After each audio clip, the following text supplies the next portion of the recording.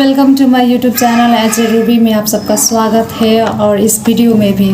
So guys आज मैं बनाने जा रही हूँ हम लोग इंजेक्शन जो देते हैं, वीडियो जो बनाने जा रही हूँ इंजेक्शन जो हम लोग देते हैं वो IV सबक्यूटेनियस इंट्राडर्मली, उसके बारे में आज मैं बोलने जा रही हूँ। और मैंने यहाँ पे सिरिंज भी रखे हुए हैं, वो मैं डेमो कर दिखाऊंगी आप लोगों की कैसे हम लोग कितने डिग्री में कितने एंगल में हम लोग को IV सबक्यूटेनियस और इंट्राडर्मल इंजेक्शन देते हैं।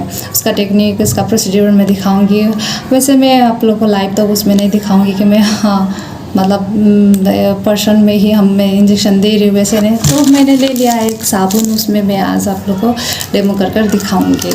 सो गाइज मैं एक बात बता दूँ कि आज मेरा नाइट ड्यूटी है और मैं नाइट ड्यूटी जाऊंगी ड्यूटी करने। सो इसलिए आज मेरा डे ऑफ है और डे ऑफ में मैं ये वीडियो बनाने जा रही हूँ। अगर आप लोग मेरे चैनल पे नए हैं तो प्लीज़ मेरे चैनल को सब्सक्राइब कीजिए और वीडियो पसंद आया तो लाइक कीजिए, शेयर कीजिए, क्योंकि शेयरिंग इज़ केयरिंग और इन्फॉर्मेटिव वीडियो सब तो शेयर करना ही अच्छा होता है। सो चलिए वीडियो को आप लोग स्किप मत कीजिएगा, एंड तक देखिएगा। हम लोग आगे बढ़ते हैं अपने वीडियो की तरफ। सो हम लोगों को जब भी इंजेक्शन हम लोग देते हैं, कोई भी मेडिकल प्रोसीड्यूर करते हैं, उस वक्त में एक चीज़ एकदम अच्छे से ध्यान देना चाहिए, अपना प्रोटेक्शन। सबसे पहले तो हम लोग को अपना प्रोटेक्शन देखना पड़ा। उसमें हम लोग क्या करते हैं, अगर हम लोग कुछ इंजेक्शन देने जा रहे थे, सबसे पहले हम लोग को अपना टॉप ग्लव्स, अगर सर्जिकल कोई इन्फेक्शन प्रिवेंशन वाला अगर प्रोसीड्यूर आप करने जा रहे हैं तो उस वक्त तो आप लोग को सर्जिकल ग्लव्स लगाना ही पड़ेगा। अगर ऐसे ही नॉर्मली इंजेक्शन दे रहे हैं, IV कैनुलाइजेशन कर रहे हैं, तो उस वक्त आप लोगों को नॉर्मली ये जो हम लोग का टॉप ग्लव्स है वो टॉप ग्लव्स को पहन लेना है।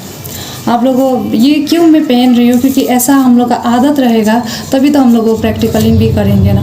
आदत ही नहीं रहेगा, ऐसे ही जाएंगे ऐसे इंजेक्शन देंगे। कोई भी पेशेंट, आप बहुत तरह के पेशेंट होते हैं, कोई सेरोलॉजी पॉजिटिव पेशेंट भी हो सकता है, उसके कारण क्या होगा कि आपको भी वो पॉजिटिव हो सकता है। सो हम लोग दूसरों को ट्रीट कर रहे हैं तो अपना तो सेफ्टी चाहिए ना। अगर हम ही लोग बीमार पड़ गए तो दूसरों को कौन ट्रीट करेगा।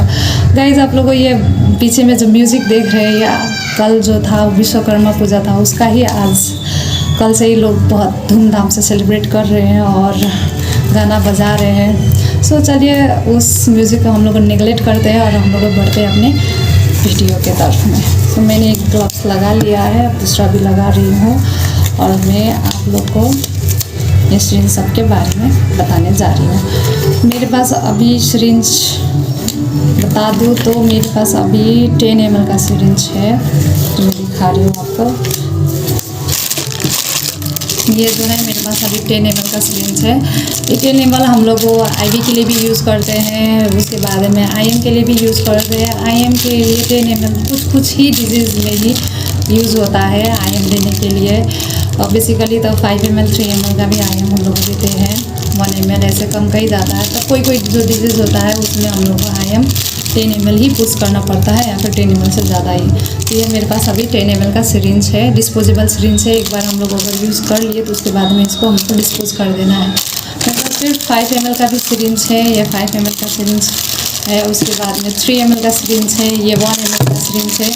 ये जो 1 ml का सिरिंज है हम लोग को विटामिन के और फिर वैक्सीन सब देने के वक्त में भी यूज़ करते हैं। और ये जो हम लोग को इंसुलिन, जो पेशेंट सब इंसुलिन लेते हैं, डायबिटिक पेशेंट है, उसमें ये जो है इसमें 1 ml का सिरिंज में यूनिट्स भी होता है, पूरा 40 यूनिट्स तक होता है। तो वो लोग अपना कितना यूनिट ले रहे हैं उसके हिसाब से भी इस सिरिंज से ये इंसुलिन ले सकते हैं। तो ये हो गया। और ये जो आप सिरिंज देख रहे हैं मेरे हाथ में, ये जो है ये ऑटो डिस्पोजेबल सिरिंज तो है। ये सब जितना मैं दिखा रही हूँ वो सब ऑटो डिस्पोजेबल सिरिंज है। और ये जो आप देख रहे हैं ना, ये बेसिकली हम लोग वैक्सीन के वक्त में यूज़ करते हैं। और ये जो है एक बार अगर हम लोग इसमें खोल कर दिखा रही हूँ आप लोग को, ये जो सिरिंज जो है ये ऑटो लॉक है। आपने एक बार इसको पुश कर दिया, इंजेक्शन दे दिया, उसके बाद में ये सिरिंज जो है लॉक हो जाएगा। उसके बाद में ये खुलेगा भी नहीं, बिल्कुल नहीं। देखिए जैसे अभी मैं इसको, ये यहाँ तक है ना, इसको मैं अभी तान रही हूँ, ये जाएगा पूरा, ठीक है, इतना तक पूरा आ गया। आपने लोड कर लिया। अब मेडिसिन अगर आप पुश कर रहे हो, देखिए ऐसे मैं पुश कर रही हूँ, पुश करते जाऊँगी और आगे तक ये जो देख रहे हैं आप, ये 0.3 शायद वीडियो में क्लियर ना हो, लेकिन मैं बोल दे रही हूँ 0.1 ml तक का ये जो प्लंजर यहाँ तक आया है। उसके बाद में अगर मैं आगे पूरा तक पुश कर दूँगी तो ये ऑटो लॉक हो जाएगा। आप जितना भी खींचिए इसको, ये प्लंजर को, ये आने वाला नहीं है। सो मैं इसको अभी कर दूँ, चलिए कर देती हूँ। ले लॉक हो गया ये, अब ये खुलेगा नहीं। सो ये मैं आप लोग को डेमो दिखाने के लिए यूज कर रही हूँ। ये खुलेगा नहीं, देखिए मैं इसको कितना तान रही हूँ, बिल्कुल भी नहीं आ रही, ये ऑटो लॉक हो गया। तो ये सिरिंज के वक्त में एकदम अच्छे से ध्यान दीजिएगा। अगर आप लोग ये सिरिंज यूज़ कर रहे हैं तो ये जो है ऑटो लॉक सिरिंज है। मेडिसिन देने के वक्त में भी हम लोग चेक करते हैं कि कितना तक गया, कि मतलब हाँ एक और बात, ये जो है ना हम लोग को कभी कभी हम लोग का आदत रहता है कि सिरिंज जो है हम लोग चेक करते हैं, ऐसे प्लंजर को बैक कर फिर पुश करते हैं, चेक करते हैं कि हाँ ठीक है नहीं। तो ये आप अगर सिरिंज यूज़ करें तो उस वक्त वैसे ना करें। अगर आपने वैसा कर दिया तो ये जो सिरिंज है लॉक हो गया, आपका ये सिरिंज वेस्ट हो गया, आप यूज़ नहीं कर पाएंगे। सो ये बात का ध्यान दीजिएगा। और सारे सिरिंज है तो ये तो नॉर्मल है, कोई बात नहीं। इसको आप लोग मज़ा से ऐसे ये इसको चाहे बैक कर पुश कर सकते हैं।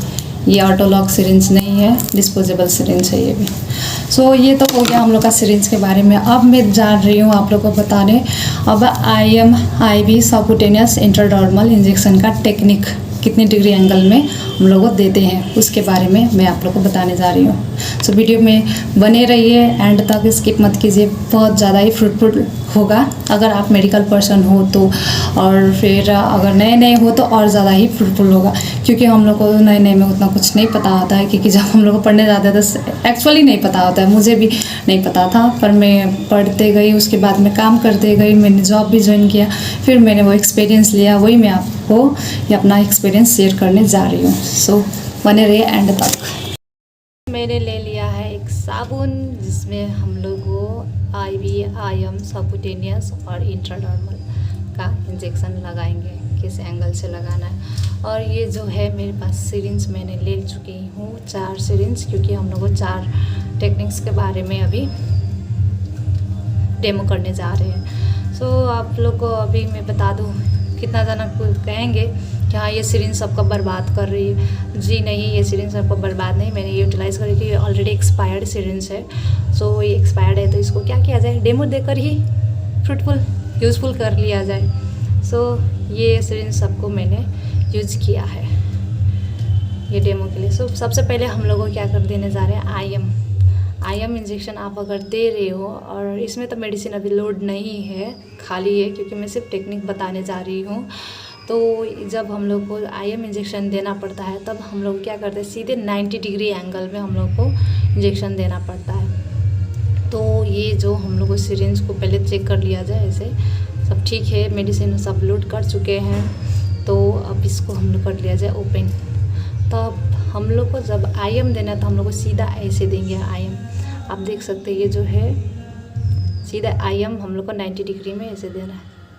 ये चला गया हम लोग का IM, देख रहे हैं पूरा 90 डिग्री एंगल में है। तो ये हो गया हमारा IM इंजेक्शन। हम लोग को IM इंजेक्शन ऐसे 90 डिग्री एंगल में देना जाता है। और बता दूँ आप लोगों कि IM जो है इंजेक्टेबल मेडिसिन में सबसे सेफेस्ट टेक्निक माना जाता है IM। उसके बाद में अब हम लोग को देने जा रहे हैं सबक्यूटेनियसली। अगर आप सबक्यूटेनियसली इंजेक्शन दे रहे हो, सबक्यूटेनियस में दे रहे हो, तो उस वक्त आप लोग को क्या करना है कि 45 डिग्री एंगल में इंजेक्शन को पुश करना है, ठीक है। तो हम लोग को 45 डिग्री एंगल में कर रहे हैं, तो सीधा इसका हम लोग क्या जाएंगे ऐसे। ये 90 डिग्री एंगल में है, तो वीडियो में दिख रहा है कि नहीं क्लियरली देख रहे हैं। ऐसे जो है हम लोग को इसको 90 डिग्री एंगल में ऐसे हम लोग का हाथ जाना चाहिए। हाफ बन रहा है यहाँ पे। तो ये हो गया हम लोग का सबक्यूटेनियस।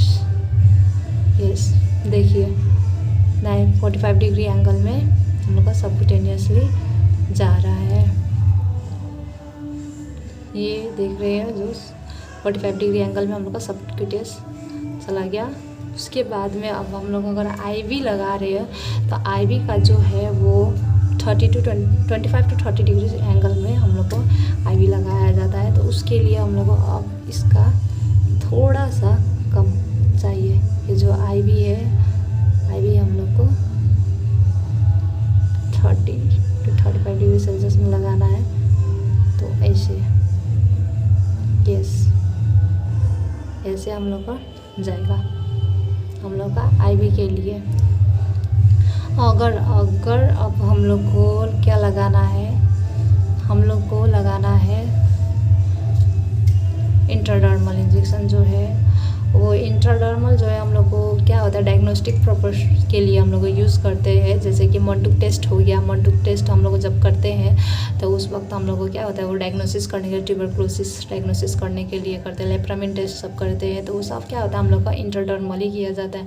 और एक बता दूँ आप लोग को, ये जो रेबीज़ का वैक्सीन जो लेते हैं वो भी इंट्राडर्मल ही लिया जाता है। प्रोफाइलैक्सिस के लिए भी pre exposure, post exposure, exposure जो लेते हैं हम लोग वो इंट्राडर्मली ही लेते हैं। तो इसको हम लोग को क्या करते हैं, 15 डिग्री एंगल में करते हैं। तो 15 डिग्री एंगल के लिए आप लोग को सीधा हम लोग को सिर्फ इंट्राडर्मली स्किन में देना है ना, तो 15 डिग्री एंगल में आप लोग को ऐसे ये जो है, थोड़ा मैं इधर से कर दूँ, ये हो गया 15 डिग्री एंगल का आपका ये इंजेक्शन हो गया। ऐसे आप लोग को इंजेक्शंस देने हैं, आईवी इंट्राडर्मल और आईवी इंट्राडर्मल सबक्यूटेनियस आईएम तो बहुत इजी है, जिसको हम लोग को 90 डिग्री एंगल में हम लोग मज़ा से दे सकते हैं उसको। उसके बाद में ये जो सबक्यूटेनियस है हम लोग को 45 डिग्री एंगल में देना है। 45 डिग्री एंगल में देने के बाद में हम लोग को ये जो आईवी है, ये आईवी हम लोग को 25 to 30 डिग्री सेल्सियस में हम लोग को मैं सेल्सियस बोल रही हूँ, 35 degree angle 25 to 30 degree angle में हम लोग को ये आईवी का इंजेक्शन जो है देना है। उसके बाद में ये जो आप देख रहे हैं ये इंट्राडर्मल है, जो हमको लोग को स्किन में ही देना है, इसको 15 डिग्री एंगल में बनाना है। सो ऐसे हम लोग को दे सकते हैं इंजेक्शन। ये है हम लोग का इंजेक्शन का टेक्निक। सो आप लोग को अब समझ तो आ गया होगा हम लोग को कैसे इंजेक्शन देना है। और फिर मैं आप लोग को ये भी बताना चाहती हूँ कि जब हम लोग को ये सब इंजेक्शन देते हैं तो उस वक्त में हम लोग के पास क्या क्या होना चाहिए। तो सबसे पहले तो हम लोग के पास आईएम के लिए तो हम लोग को टर्निक्वेट का ज़रूरत नहीं है, जो हम लोग 90 डिग्री सेल्सियस में 90 डिग्री एंगल में देते हैं। तो जब हम लोग को ये, और इंट्राडर्मल के लिए भी टर्निक्वेट का ज़रूरत नहीं है, पर जब हम लोग आईवी देते हैं उस वक्त में हम लोग को क्या चाहिए, तो हम लोग को वहाँ पे टर्निक्वेट चाहिए, स्प्रिट स्वैब चाहिए और उसके बाद में ड्राई कॉटन चाहिए। तो ये तो चाहिए ये। और आईएम इंट्राडर्मल सबक्यूटेनियस देने के वक्त में भी हम लोग को स्प्रिट स्वैब चाहिए और एक ड्राई कॉटन चाहिए, क्योंकि इंजेक्शन देने से पहले हम लोग को जो एरिया है उसको अच्छे से स्प्रिट से सफ़ा करना पड़ता है, वो भी इनर टू आउटर, वो सर्कुलर रीजन से कर इनर टू आउटर, पहले इनर करेंगे फिर आउटर में स्प्रिट स्वैब से स्वैब कर तब उसके बाद में हम लोग इंजेक्शन देंगे। और उसके बाद में ड्राई कॉटन से आप उसको छोप दीजिएगा। अगर आप उसको ऐसे छोप देंगे तो उसके बाद में मेडिसिन भी बाहर नहीं आएगा, ब्लड भी नहीं आएगा, तो वो तो उतना करना पड़ा। सो गाइज, ये है IV, IM, subcutaneous and intradermal injection का टेक्निक और एंगल। होप आप लोग का वीडियो मेरा अच्छा लगा हो। तो ये हो गया हमारे रूट्स, जिस रूट से हम लोग मेडिकेशन करते हैं, वो IM, intradermal, subcutaneous and IV जो है उसका 100% वायबिलिटी होता है, क्योंकि ये हम लोग डायरेक्ट फेन में देते हैं, वो ब्लड में जाता है। सो होप आप लोगों को मेरा वीडियो अच्छा लगा हो। अगर अभी तक आप लोगों मेरे वीडियो में बने हो तो प्लीज़ मेरे चैनल को सब्सक्राइब करो, लाइक करो, शेयर करो और बने रहो एच ए रूबी के साथ। चलिए, तब तक के लिए मिलते हैं नेक्स्ट वीडियो में। बाय, टेक केयर, अच्छे से रहिए और कीप वॉचिंग माय वीडियो। मिलते हैं नेक्स्ट वीडियो में।